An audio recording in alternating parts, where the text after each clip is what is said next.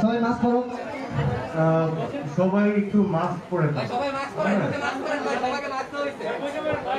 একটু ময়দা দাও না, একটু মাস্ক পরে লাইভ সবাই বুঝতে ভাই বলেন।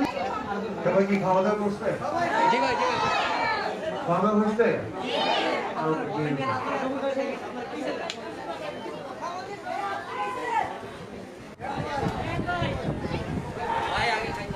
আমি পরে যাবো, অসুবিধা নেই।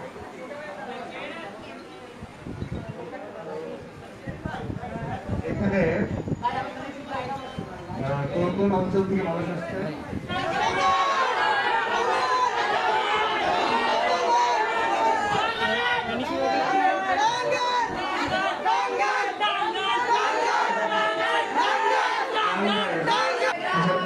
প্রতিবারই এই দিনটা আমার যেটা হয় যে জন্মদিন উপলক্ষে জন্মদিন পালন, এটা আমার এরকম ঘটা করে কখনো হয়, এটা আমি খুব বেশি একটা বিলিভ করতাম না যে জন্মদিন খুব ঘটা করে পালন করতে হবে। কিন্তু এই গত কয়েক বছর ধরে ভক্তদের যে ইনিশিয়েটিভ নিয়ে ভক্তরা যে জন্মদিনটা পালন করে, এটা একটা নতুন একটা ব্যাপার ধরে এসেছে, একটা নতুন একটা সংযোজন হবে।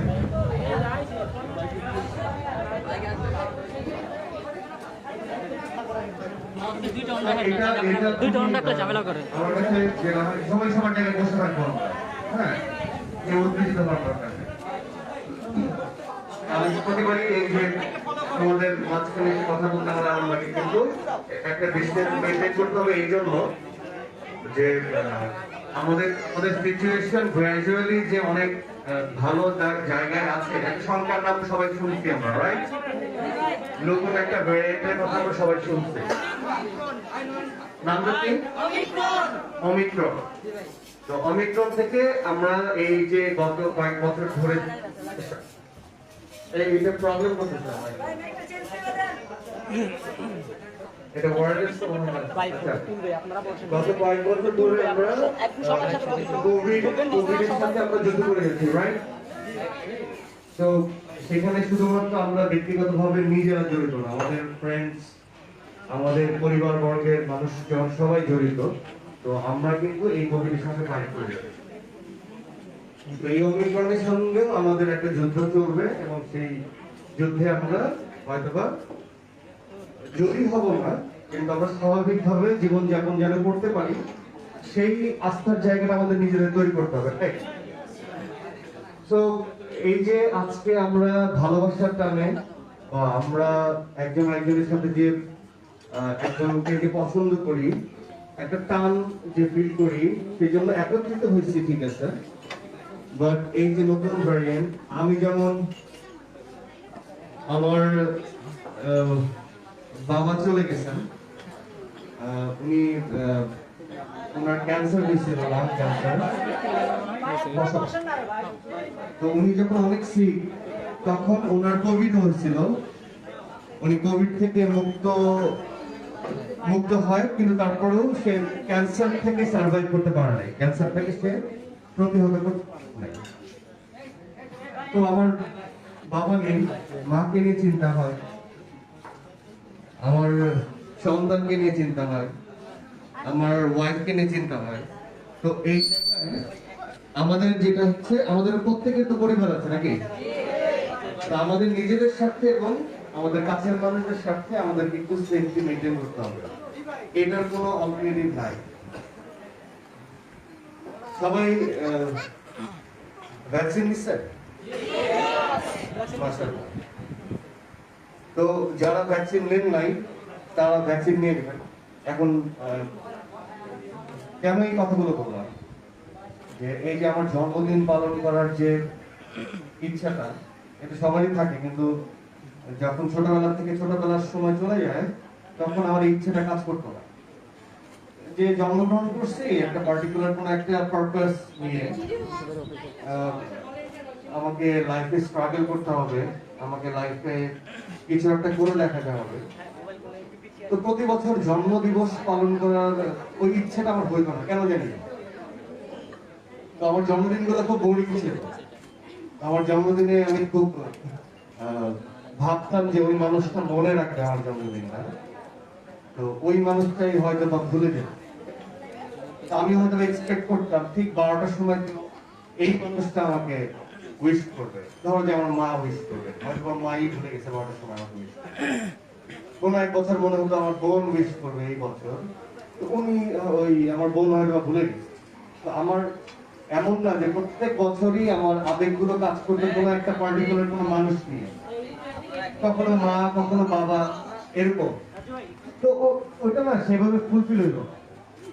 তো তখন মন খারাপ হইতো, তখন মনে হতো যে এই যে জীবনটায় আমি যে দিনে আমি জন্মগ্রহণ করলাম এটাকে বারবার মনে করার কিছু নাই। তো ওই যে life is a journey towards death, তো প্রতিদিন তো মৃত্যুর দিকে আগাচ্ছি। তো এটা মনে করতে চাইতাম না যে কত আগে জন্মগ্রহণ করছি। কিন্তু এই কয়েক বছর ধরে যারা আমাকে সবচেয়ে বেশি পছন্দ করেন আপনারা, এই জন্মদিনটাকে কেন জানি কালারফুল করে দেব। তো এই যে ভালোবাসার মানুষগুলো নিজেদের দায়িত্ব নিয়ে নিজেরা যে আপনারা যে এসে আমার জন্মদিনটা এইভাবে পালন করেন, সেই জন্য আপনাদেরকে জানাই ধন্যবাদ। তো আমি আসলে খুবই ইমোশনাল একজন মানুষ। তো আমি ইচ্ছে হয় যে প্রতিদিন আপনাদের সঙ্গে দেখা হোক, প্রতিদিন আপনাদের সঙ্গে কথা হোক, প্রতিদিন আড্ডা হোক, সেটা সম্ভব হয়। আর একসাথে সবার সঙ্গে বসে ছোট একটা সময়ে মত বিনিময় এটা করাও পসিবল না। আমি জানি যে যে মানুষটা পিছনের বেঞ্চে বসে আছে সেই মানুষটার মন একটু খারাপ, আবার যে মানুষটা সামনে বসে আছে তার মনটা একটু হতে পারে বেশি ভালো। তো এই জন্য আমি প্রতিবারই হেঁটে হেঁটে পিছনে যাই, সবার সঙ্গে ছবি তুলি। তো আমি আসলে খুবই সৌভাগ্যবান যে আমি আমার জায়গায় এমন একটা অবস্থানে আমি যাচ্ছি, সেখানে হয়তো ভালোবাসার কোনো কমতি নেই। মানুষ আমাকে ভালোবাসে, আপনারা আমাকে ভালোবাসেন। তো আপনারা সবসময় দোয়া করবেন আমি যেন এই মাটির কাছাকাছি থাকি। আমাকে এমন জায়গায় নিয়ে যাবেন না যে আমি আকাশে উঠে হারিয়ে না যাই ওই গ্যাস বেলুনের মধ্যে। তো আমি যে ওই বেলুনটা যে হাতে ধরে রাখা যায় এরকম যদি থাকতে পারি, ডাউন টু আর্থ থাকতে পারি এবং আপনাদের কাছাকাছি থাকতে পারি। তো কখনো যদি আমার দ্বারা আপনারা মনে কষ্ট পান, আমাকে ক্ষমা করে দিবেন এবং আবার যে আমাকে বুঝে বলবেন, আমি বুঝে নেব, ঠিক আছে স্যার? তো অনেক জায়গা থেকে মানুষ আসছে প্রতিদিন, মানে প্রতি এই জন্মদিন উপলক্ষে। এখানে কুমিল্লার মানুষ আছে? আচ্ছা। তো আমি একটা প্ল্যান করছি যে সরি,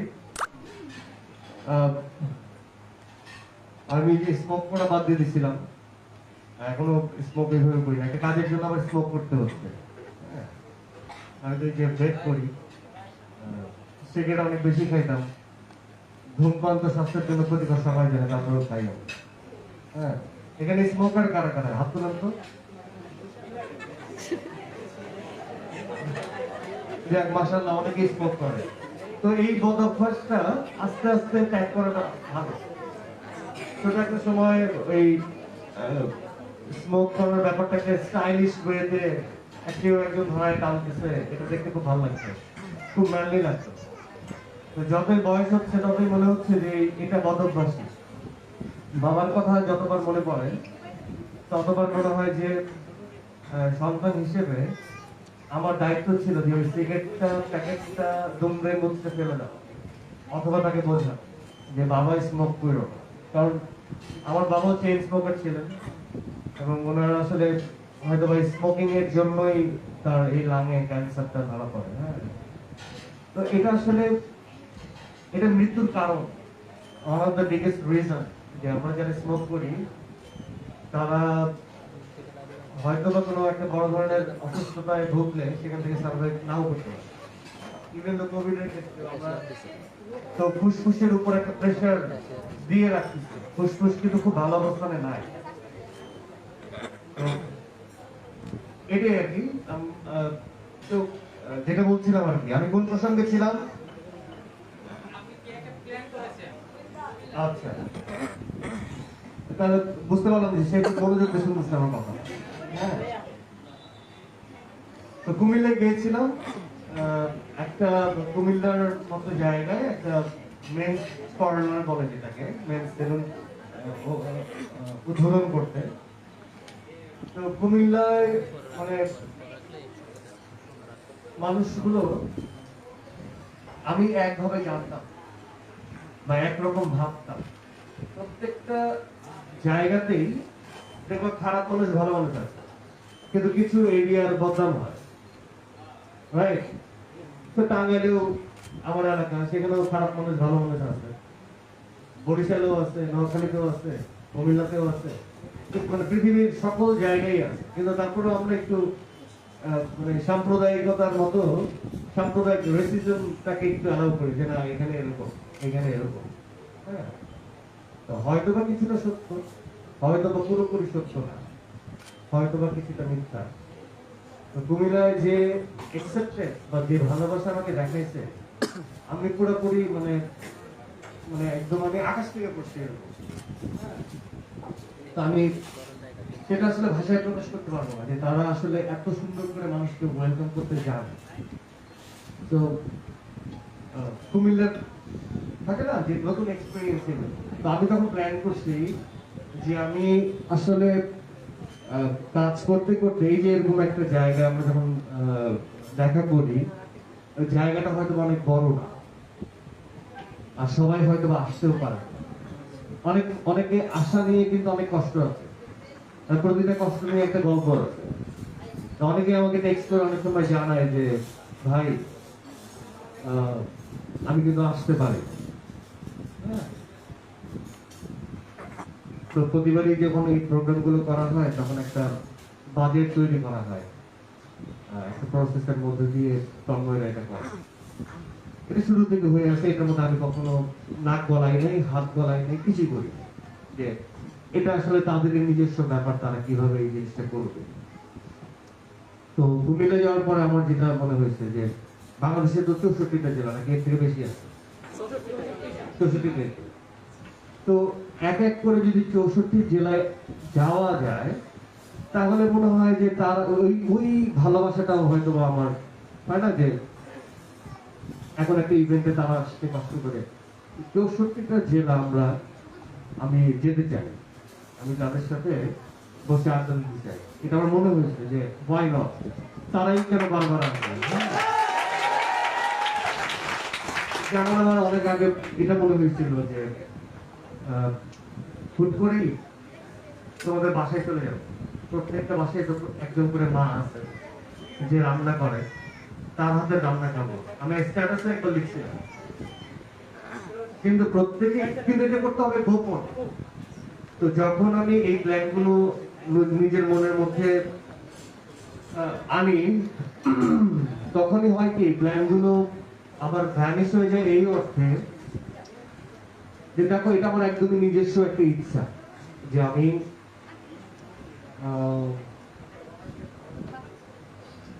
তোমার নাম কি ভাইয়া?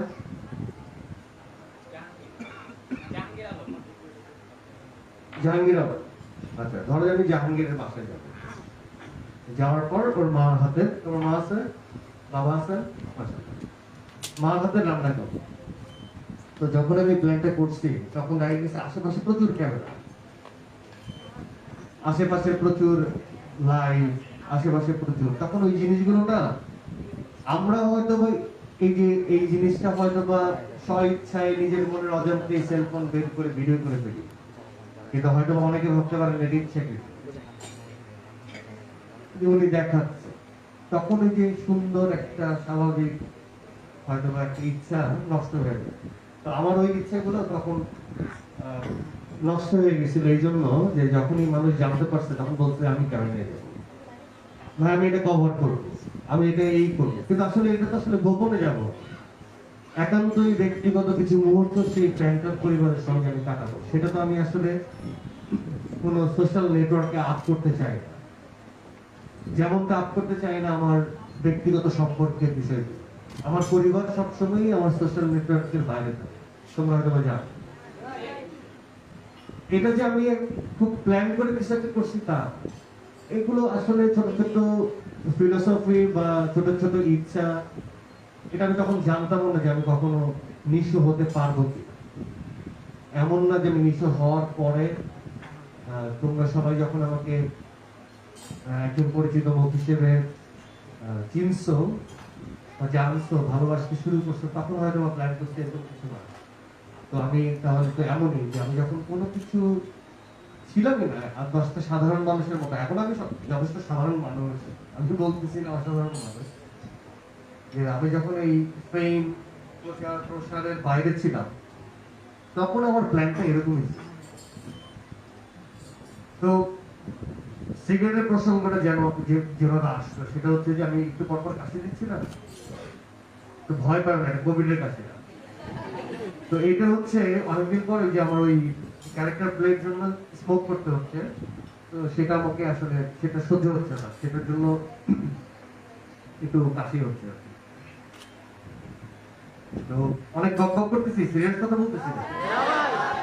হ্যাঁ, তোমাদের তো আরাম লাগবে, তোমরা তো সব খায়া মানে একদম খায়া দেয়া পেট করে তোমরা বসে আছো। হ্যাঁ, যাক আমার সামনে মুহিম বসা, ওর পেটটা খুব ফোলা ফোলা লাগতেছে। মুহিম কি বেশি খেয়েছি? আচ্ছা, মুহিম এখন খায়, এতেই অবস্থা। মানে সব এই যে দুজনের সাথে পরিচয় করে দিই, মুহিম আর হিমি আসো, পরিচয় করে দিই। তোমরা তো সবাই চেনো।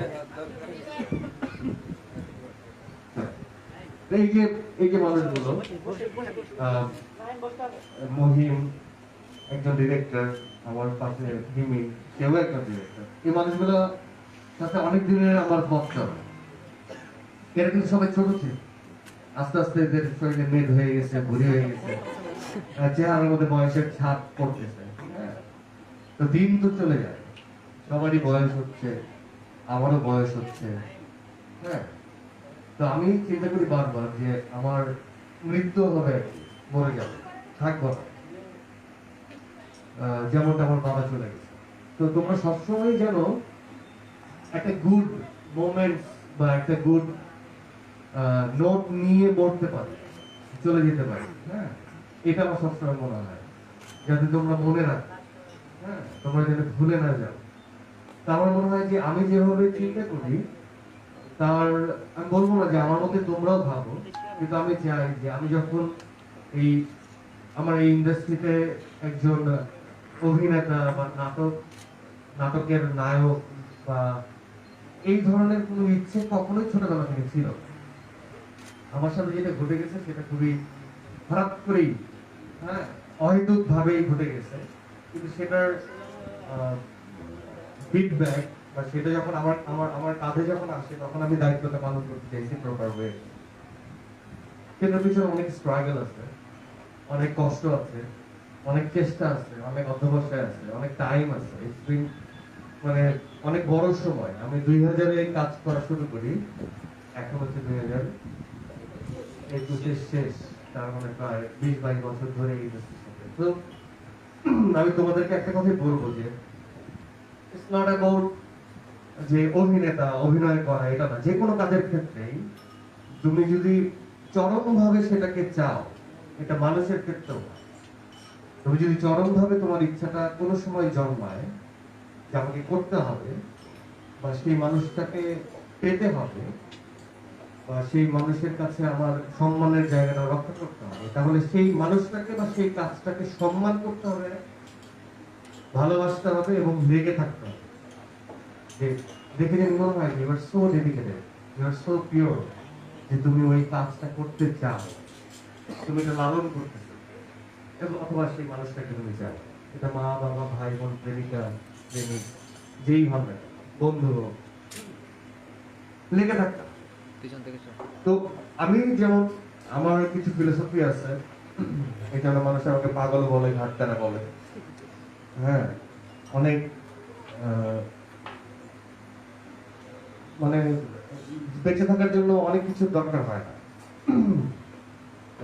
বেঁচে থাকার জন্য আসলে যেগুলোর দরকার হয় সেগুলোর কোনো শেষ নাই, ওই চাওয়ার কোনো শেষ নাই, এটা ইনফিনিটি লেভেলে, হ্যাঁ, যার যার কোনো শেষ নাই, হ্যাঁ, কিন্তু বেসিক যে চাওয়াগুলো আছে সেগুলো ফুলফিল হলেই আমি হ্যাপি। একটা মানুষ বেঁচে থাকার জন্য যা যা দরকার সেগুলো হয়ে গেলে আমি হ্যাপি। তো এই জন্য আমি না বলতে যাই সবকিছুতে, হ্যাঁ হ্যাঁ হ্যাঁ হ্যাঁ আমার দ্বারা হয় না। এই জন্য আমি ইগনোর করতে জানি। এই জন্য আমি কোনো একটা হয় না যে মুখরোচক বা কোনো একটা চাটুকারিতাকে আমি অ্যাভয়েড করতে জানি, সেটাতে আমি খুশি হই না। আমি পিওর স্টেটমেন্টে খুশি হই। একই অর্থে আমি সবসময় বিলিভ করি যে টাকা যেন আমাকে কিনে না ফেলে। হ্যাঁ, অর্থর মধ্যে যেন আমি গা ভাসায় না দিই, এটাও বিলিভ করি। কারণ আমার রিকোয়ারমেন্ট খুবই হয়তো বা আমি চাইলেই 500 পাবো, কিন্তু আমার রিকোয়ারমেন্ট ওই 250 বা 200 সীমাবদ্ধ থাকলে হবে। কারণ আমি অত প্রেশার নিতে চাই না। মৃত্যুর পর সবাই কেউ টাকা নিয়ে কবরে যেতে পারে, আমার বাবাও পারে না। কারণ আমি বারবার বাবার কথা বলতেছি এই জন্য যে আমি আমার বাবার কাছ থেকে আর একটা কথা বলি, যেটা হচ্ছে যে সময় যদি ফুরিয়ে না যায়, হ্যাঁ তোমরা সবসময় যেটা করবা, আমি যেটা ফিল করি সবসময়, আমি আমার বাবাকে প্রচন্ড মিস করি, এটা খুব সত্য কথা। একটু আমার এক্সপ্রেশন গুলো আমি খুবই আমার বাসায় ফ্যামিলি মেম্বারদের কাছে আমি খুব বেশি একটু জাহির করি না, এটা অনেক ছোটবেলার অভ্যাস। তো হয়তোবা আমি একটু শক্ত মানুষ, বা আমি হয়তোবা কাঁদলে একা একা কাঁদে, কারোর সামনে কাঁদতে চাই, কিন্তু তারপরেও অনেক আবেগী হয়ে গেলে অনেক অনেক আটকে রাখতে পারি, মানে ফ্লোটাকে ঝেড়ে দিই। যেমন আমি আমার মাকে সম্মাননা পুরস্কার দেওয়া হয় যখন, তখন আমি খুব আবেগী হয়ে গেছি যে এই মাকে এত জ্বালাই, এই মাকে কখনো সম্মানই দেওয়া হয়। নিজের প্রতি নিজের অনেক ছোট লাগতেছিল যে একজন বাহিরের মানুষ, তারা ঘটা করে আমার মাকে সম্মান দিচ্ছে, বাট আমার হয়তো বলাই হয় না যে মা তোমাকে ভালোবাসি, মা তুমি আমার খুব কাছে, মা সবসময় কমপ্লেন ছিল রান্নাটা ভালো হয় কি ব্যাপার, হ্যাঁ, সবকিছু। এবং আমরা ছেলেরা মেয়েরা বলে ফেলি যে তুমি আমাকে আসলে ভালোবাসো। মার থেকে বেশি তো ভালোবাসা আসলে কেউ দিতে পারবে না, সম্ভব। আর বাবার ভালোবাসার অনুভূতি গুলো, যখন আমি বাবা হয়েছি তখন আমি দেখছি যে আমাদের অনুভূতি গুলো মাদের অনুভূতির মতো না। বাবারা ভালোবাসেন হয়তো অনেকটা এক্সপ্রেসিভ না, এক্সপ্রেশন দিতে পারে না মাদের মতো। বাবাদের সবসময় বুকে জড়ায় ধরে রাখতে পারে না, কারণ বাবাকে তো কাজ করতে হয়, বাইরে থাকতে হয়, অনেক কিছু। তো এই কথাই বলবো যে আমি মাকে তো আমরা চিনি, কাছেই পাই সবসময়। মা হচ্ছে আশ্রয়, বাবা হচ্ছে শক্তি। বাবা বিষয়টা আমি বুঝতে পারছিলাম যখন আমি নিজে বাবা হই। যেদিন আমি নিজে বাবা হইলাম, যে অদ্ভুত একটা কানেকশন ফিল করলাম আমার ছেলে সন্তান নির্বাণের প্রতি, তখন আমি ডিসকভার করতে পারলাম এটা হচ্ছে মানে ফাদার, বাবা। আর বাবা যেদিন চলে গেলেন সেদিন বুঝতে পারলাম যে আমি কি হারাইলাম। তো আমি তোমাদেরকে এই কথাটা বলবো যে বাবা মা এদেরকে একটু আগলে রাখো, কারণ এরা যখন চলে যাবে তখন তুমি আসলে রিয়েলাইজ করবা যে অনেক কথা বলার ছিল, অনেক কিছু করার ছিল, অনেক কিছু আসবে। তো আমি আমার এক্সপিরিয়েন্স থেকে তোমাদেরকে জানাতে চাই বা আপনাদেরকে জানাতে চাই যে প্লিজ আপনাদের বাবা মার প্রতি আপনারা সবাই মানে তাদেরকে একদমই, যারা রাখছেন তারা তো মাশাআল্লাহ, যাদের একটু দূরত্ব হয়ে গেছে তারা একটু কাছে টেনে নেন, তাদেরকে আরাম দেন, তাদেরকে সরি বলেন, কারণ তারা দীর্ঘ সময় ব্যয় করছে আপনাদের মতো, এখন আপনারা বড় হয়ে গেছেন, আপনাদেরকে মানুষ করার জন্য। তো এটাই অনেক সিরিয়াস কথা বলতেছি, মানে আপনারাও শুনতেছেন, কারণ না শুনে যাবেন কোথায়, আমি তো কথা বলতেছি। ফোর ফিল করলেও বলবেন না যে ভাই কথা ঘোরান, হ্যাঁ ইমোশনাল হয়ে যাচ্ছি। তো আহ, তো ওইটাই আর কি, যে জন্মদিনেও আমি একটা খুবই হিরেন একটা, মানে কেমন জানি একটা ফিল হচ্ছে, যে যেমন আজকে আমি অনেক লেটে ঘুম থেকে উঠছি, ওঠার পর কালকে আমার ছেলে আমার জন্য অনেক গিফট কিনছে, এবং সেটা সে এখন 7 ক্লাস। তো this is the first time যে সে একটু মানে সারপ্রাইজ করছে আমাকে। তো একই অর্থে একটা বাবা আমাকে সারপ্রাইজ করতেছে, আমার সন্তান একই জায়গায় হয়তো আমি আমার বাবাকে মিস করতেছি। তো এই অনুভূতিগুলো না কেমন যেন অদ্ভুত, আমার কাছে খুবই নতুন, এবং খুবই নতুন ভাবে আমি এক্সপিরিয়েন্স করছি। তো এই জন্য না জন্মদিবসটা কেমন জানি আমার কাছে লাগে। জন্মদিবস আসলেই না অনেকের মৃত্যু দিবস আমার মনে পড়ে, যে এই মানুষটার আজকে জন্মদিন, এই মানুষটা অমুক তারিখে আমার মরে গেছে, চলে গেছে। তো আমি জানি না এই জন্মদিবস উদযাপন করাটা বা আমার ভালো যে লাগতো না, এটা কি উইয়ার্ড কিনা, পাগল নাকি আমি জানি না, তবে আমার মনে হতো। তবে আজকে খুব ভালো লাগতেছে যে সবাই ব্ল্যাক, আমার কালো, আমার যদিও কালো হচ্ছে মন খারাপের রং, কালো হচ্ছে বেদনার রং, কিন্তু তারপরেও কালো যেন আমার কাছে খুব ভালো লাগে। এই জন্য আমার বন্ধুরা অনেক সময় আমাকে বলতে যে তুই তোমার একটা দুঃখ হয়ে যাচ্ছে, হ্যাঁ দুঃখ তোমার জীবনে আসতে গেলে তোমার খুব ভালো লাগে, এনজয় করতে। হ্যাঁ আচ্ছা এটা যাই হোক, ওইটা আবার একটা অন্য মাহলে চলে যাবে, তখন আমাদের অনেক অন্য হ্যাঁ তোমার অবজারভেশন যে কাবার যে উপরে যে হ্যাঁ সেটাও কালো। যাই হোক, কালো, আলো, অন্ধকার, পরিষ্কার, এগুলো আসলে সে একটা ছাড়া আরেকটা কোনো অস্তিত্ব নাই। হ্যাঁ আলো না থাকলে কালোর কোনো অস্তিত্ব থাকতো না। কালোকে আমরা কালো বলতে পারি কারণ তার বিপরীতে আলো আছে। তো আচ্ছা, এই যে এতগুলো মোবাইল, এগুলো কি সবাই লাইভ করতেছে নাকি ভিডিও করতেছ? সবই ভাই। আচ্ছা আমি না, আমি দেখলাম যে শুধুমাত্র আমি না, আমি তো স্মোকিং এর কারণে খুব খুব করে কাশতেছি। ইদানিং সময় নাকি সবারই খুব খুব করে কাশি হচ্ছে, সবারই ঠান্ডা তো, শীত করছে। ওয়েদার চেঞ্জের জন্য। জি ভাই। এই মাঝখানে খুব রিসেন্ট সময়ে এখানে যারা উপস্থিত তাদের কোভিড হয়েছে, কার কার হয়েছে কেউ বলবো না তো, আমি জানি। আরে ভাই বলো, এখানে কোনো মানে কোনো প্রবলেম নাই। মানে আমি জানতে চাচ্ছি যে আমরা তো অনেকটা কোভিড থেকে অনেকটা মানে মানে আমাদের যে স্ট্যাটিস্টিক্স বলে সেটা হচ্ছে যে অনেক কম এখন। তো এই জন্য আমি বোঝার চেষ্টা করতেছিলাম যে মানে কারো আত্মীয় স্বজনের মধ্যে কোভিড এর স্ট্যাটিস্টিক্সটা কি, এটা জানার চেষ্টা হয়েছে। কারো আত্মীয় স্বজনের মধ্যেও নাই কারো কোভিড হয়েছে? হয়েছে। আরে না না, বলতে হবে না। মানে যাদের আত্মীয় স্বজনের মধ্যে কোভিড আছে তাদের নিয়ে হয়তো এখানে বসাইতে পারি।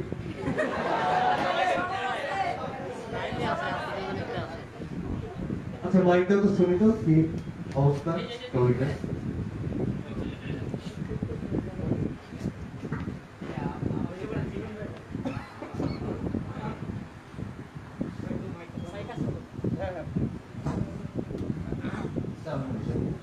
কোভিডের কি কথা বলবো, আমার প্রিভিয়াস হয়েছে মানে রিসেন্টলি? না, এই গত 6 মাসে। আচ্ছা আচ্ছা আচ্ছা, মানে আমি জাস্ট 1 মাস 1.5 মাস মানে এর মধ্যে এর মধ্যে থাকে। যেমন আমার অনেকেই জানে না, আমি বলি আমি কিন্তু আই ওয়াজ কোভিড পজিটিভ।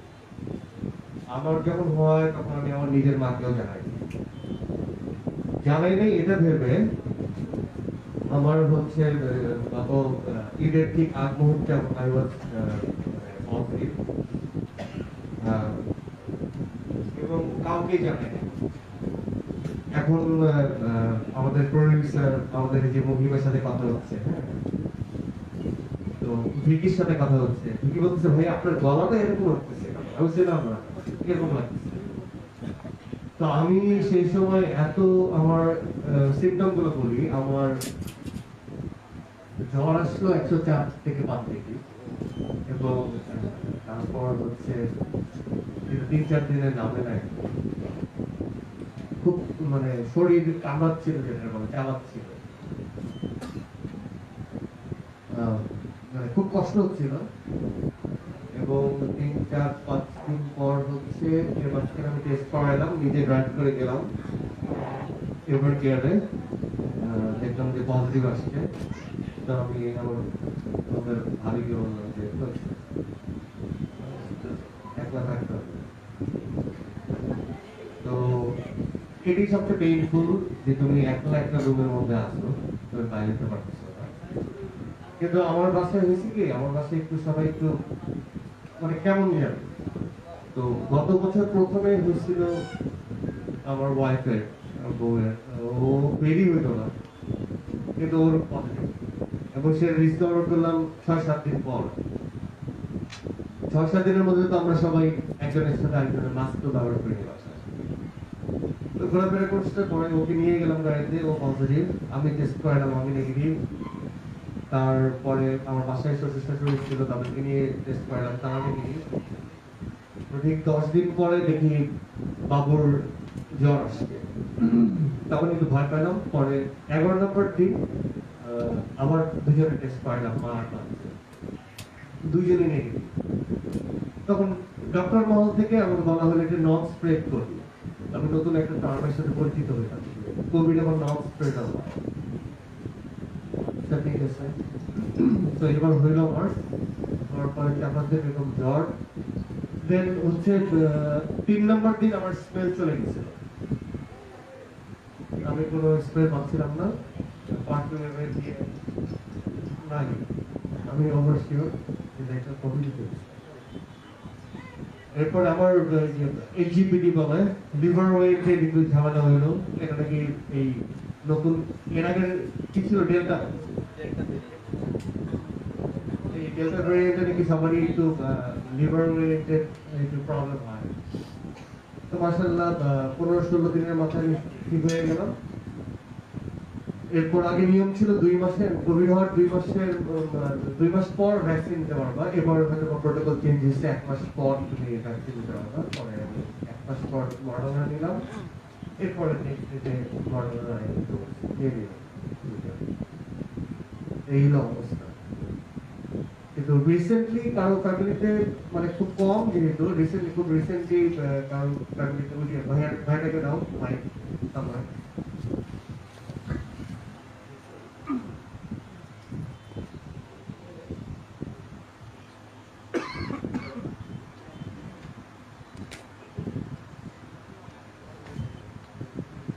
আসসালামু আলাইকুম ভাইয়া।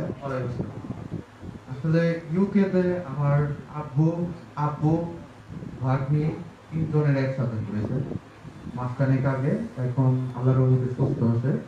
মাঝখানে খুবই সিরিয়াস হয়ে গেছিল আব্বু, তো একটু আশঙ্কা ছিলাম, কিন্তু ওইখানে ট্রিটমেন্ট খুব ভালো, যার কারণে এখন আল্লাহর রহমতে সুস্থ আছে। দেশে ফিরবে এই 2-1 মাস পরই দেশে ফিরবে, ঘুরতে গেছিল ভালো ওইখানে। আচ্ছা আচ্ছা, ওইখানে যে হয়েছে হ্যাঁ, ওখানে যাওয়ার কথা হয়েছে। নাকি বাংলাদেশ থেকে? না না, বাংলাদেশ না, ওইখানে যাওয়ার কথা হয়েছে। সবার আগে ভাগ্নির হয়েছিল, তারপরে ওর থেকে স্প্রেড করতে জিনিসটা আস্তে আস্তে ফ্যামিলির সবার হয়েছে। এখন আল্লাহর মধ্যে সুস্থ আছে। ওকে, যাই হোক, আমি আমাদের দেশে কিন্তু ওরকম কোনো মানে এখানে প্রায় কত জন হবে, 100 জন হবে একটা দেশের মধ্যে। তো এইখানে কেউ তো লুকাও নাই। আচ্ছা ঠিক আছে, যাক মাশাআল্লাহ, আপনি স্যারের বন্ধু-বান্ধবের মধ্যে এখন পর্যন্ত খুবই নিয়ে আমরা আসলে ডাটা পাচ্ছি। তো আপনার জন্য অনেক দোয়া রইল। আমার জন্য দোয়া করবেন ভাই। হ্যাঁ, আসসালামু আলাইকুম। তোমার বাবার জন্য দোয়া, প্রতিটা বাবার জন্য দেওয়া ধন্যবাদ ভাইয়া এটা খুব দ্রুত সুস্থ হয়ে উঠুক কারণ আমাদের আসলে টেক কেয়ারটা আমাদের যারা বয়োজ্যেষ্ঠ মানুষ আছে তাদের জন্য আসলে বেশি চিন্তা আমরা ইয়াং সরি তোমরা ইয়াং তোমরা ইয়াং তোমাদের ইমিউন সিস্টেম হয়তো বা মাশাআল্লাহ যেটা আমরা সাধারণভাবে চিন্তা করি তাহলে এটা ভালো